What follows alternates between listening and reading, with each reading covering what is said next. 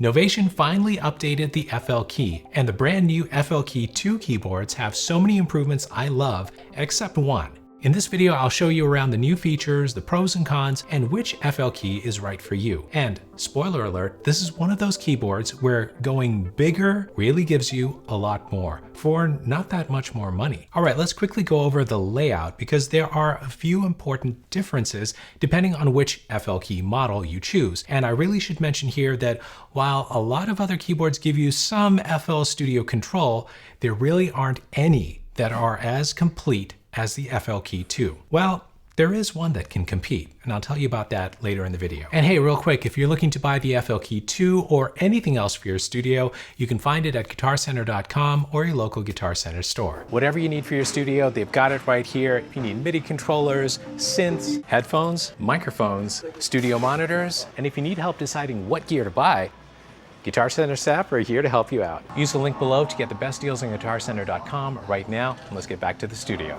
Okay, let's look around at the controls. I've got the FLkey 2 Mini 25 here and the FLkey 2 49 right here. The 37 and 61 versions mostly follow the same layout ideas between these two. So let's start with the Mini 25 because I think this is what's going to be most popular for bedroom producers and portable setups. Now, right away, you can see this is heavily inspired by the new Launchkey 4 design by Novation. Much cleaner layout and much more modern, and thankfully we finally get screens. The OLED display is one of the biggest upgrades here. Now, when you're adjusting plugins, mixer settings, scales, and ARP modes, you actually see what you're changing without constantly staring at your monitor. It sounds small, but it genuinely makes the controller feel more premium and less like a budget MIDI controller. To the left, you've got pitch and mod touch strips instead of wheels, pretty standard for compact keyboards like this. Across the top are 8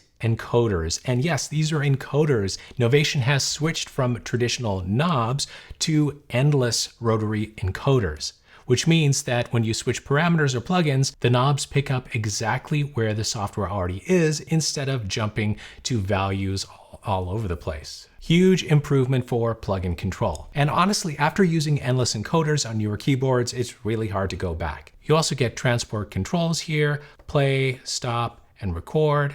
Your ARP control, scale, and chord modes, plus 16 velocity sensitive pads with poly aftertouch. Same pads as the newer launch keys, they feel really good for finger drumming.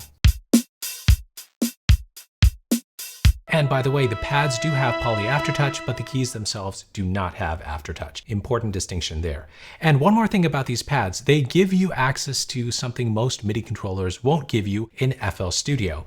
Channel rack sequencing. Stay tuned for that. Now around the back, every FLkey model gets MIDI out and sustained pedal inputs, which I'm glad to see here. Even the Mini 25 keeps MIDI out, although they're using the smaller 3.5mm adapter instead of the full-size 5-pin MIDI. And also the Mini 25 has 25 mini synth-style keys. These are definitely compact keys and really not my favorite keys from mini keyboards out there. I think most other mini keyboards have better keys than these. They do feel a little mushy and not very inspiring to play. This is the one area I really wish Novation had improved the FLkey keyboards. But the 49 key is better, we'll get to that in a sec. All right, now stepping up to the FLkey 49 is where things start to feel much more like a full production controller. First, the biggest difference, full-size semi-weighted keys. These keys feel noticeably more substantial than the Mini.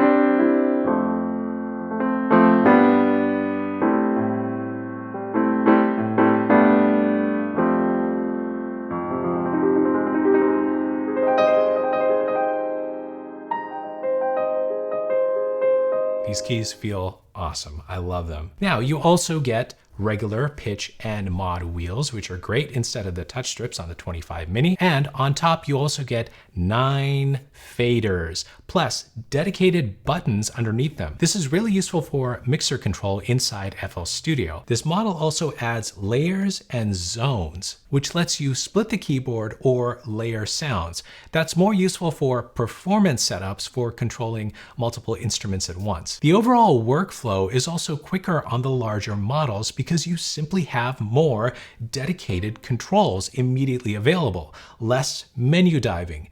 There are just more buttons on the 49 and 61 key versions. The 49 and 61 versions have 32 buttons, 9 faders, and 8 encoders. And the 37 has 24 buttons and 8 encoders. And the 25 has 14 buttons and 8 encoders. This is what I mean about getting more the bigger you go with the FLkey 2. And what's the cost of upgrading? Well, let's talk about price. The Mini 25 retails for $130. The 37 is $230. And this 49 key version is $280. And the 61 is $330. And honestly, the 49 feels like the sweet spot to me, because for only $50 more than the 37, you suddenly get faders, more controls, semi-weighted keys, and a setup that starts feeling less like a compact MIDI controller and more like a full production centerpiece. Now, there is something missing.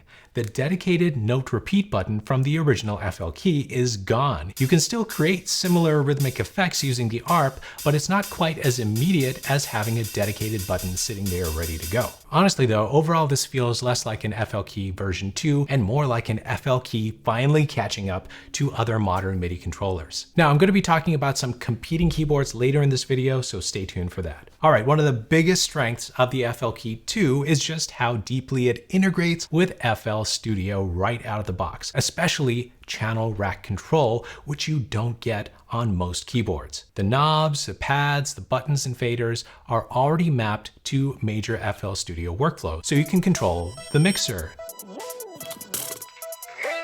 volumes, pans, sends. And on the 49 and 61, you have faders to control tracks, which is awesome. And you see what you're doing on the screen. Channel rack control is outstanding on this keyboard. You can sequence beats right on the keyboard. And this is not something you typically find on other keyboard controllers, except one, Arturia's Keylab Mark III. More on that in a sec. The transport controls are here as well. Play, stop, record, loop. On the larger ones, you have a dedicated button for metronome control, undo, and song and pattern. And the encoders automatically map to plugin parameters too, and the screen shows you what you're controlling.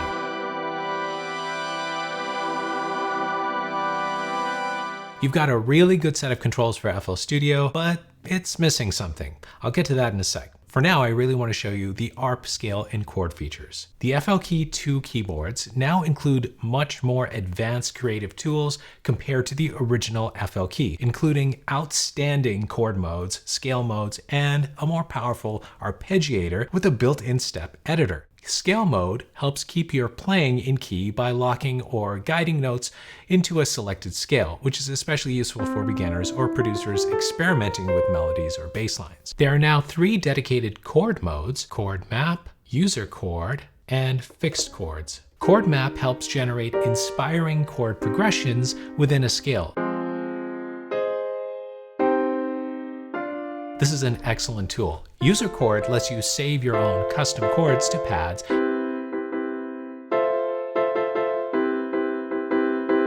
and fixed chord lets you transpose a chord shape across the keyboard with one finger.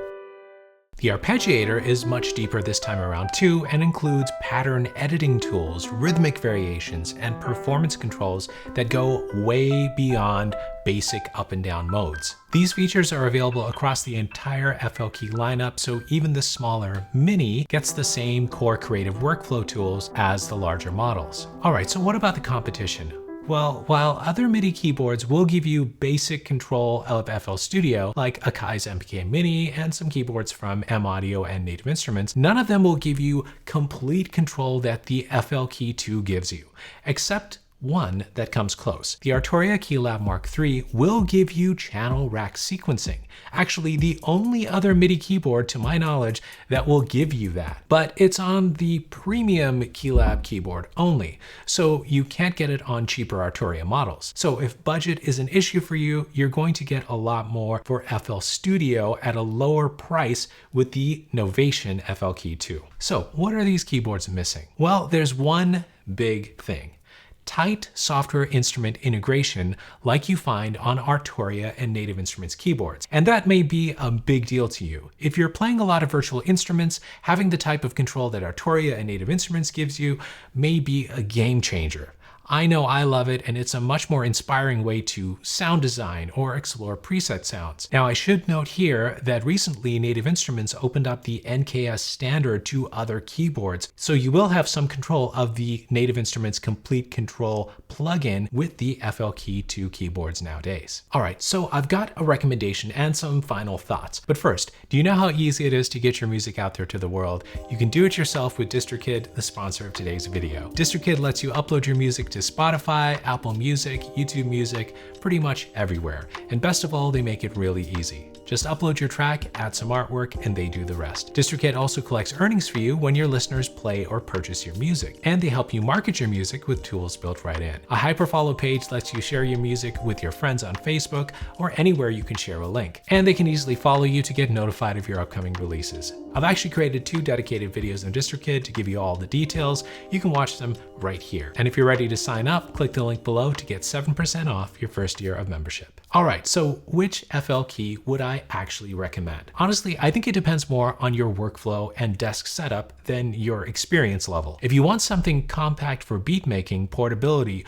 or a smaller studio space, the Mini 25 still gives you the core FL experience, the new screen, endless encoders now, and those really nice chord, arp, and scale features. But these keys are not that great. Personally, I think the 49 key version is probably the sweet spot for most producers. For not much more money than the 37 version, you get semi-weighted full-size keys, dedicated faders, more direct controls, and overall a setup that feels much more like a complete production workstation. If you have the space for it, the 49 or even the 61 will give you a lot of control for tons of projects. But wait a second, if you already own the old FLkey, do you need to upgrade?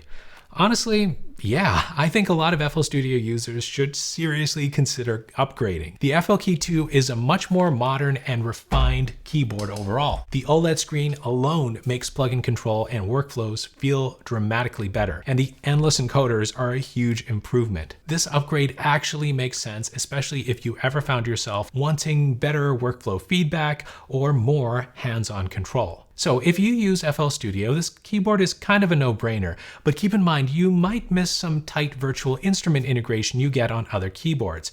You might even like having a couple keyboards to get the best of both worlds, something like an FLkey 2 and a Mini Lab by Arturia. And if you want to see what other keyboards can do, watch the video right here. Links to the best prices for the FLkey 2 and other keyboards I mentioned in the video are below. Keep making the music you love, and I'll see you later.